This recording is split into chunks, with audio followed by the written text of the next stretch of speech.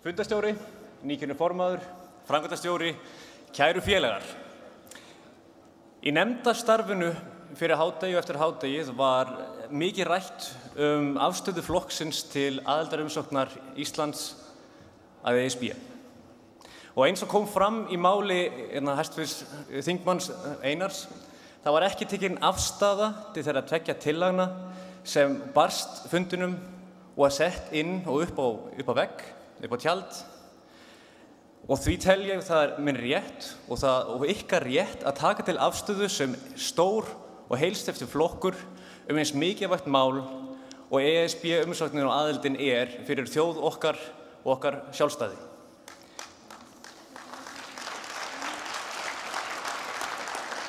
Því mikrofóninn hár, kemur okkar tillaga, okkar einstaklingar sem styðjum þessa tillögu heils hugar, að í síðustu málsgrein á milli vegferðar ríkisstjórnarinnar inn í ESB, en það mikilvægara í stjórnsýslan setji allt sína krafta í lesa aðkallandi hagsmuna á heimilum og fyrirtækja, að þar á milli og þjóðin á að hafa fyrst og síðasta orðið hvort aðildarferlinu sé haldið áfram, komi eftirfarandi setning.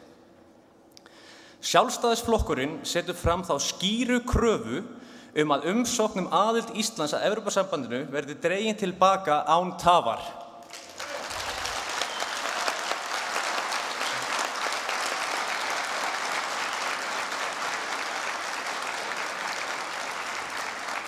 Á síðasta ári á landsfundi Sjálfstæðisflokksins var tekið skýrt fram að þjóðin ætti að velja bæði aðildarumsókn og aðild að ESB.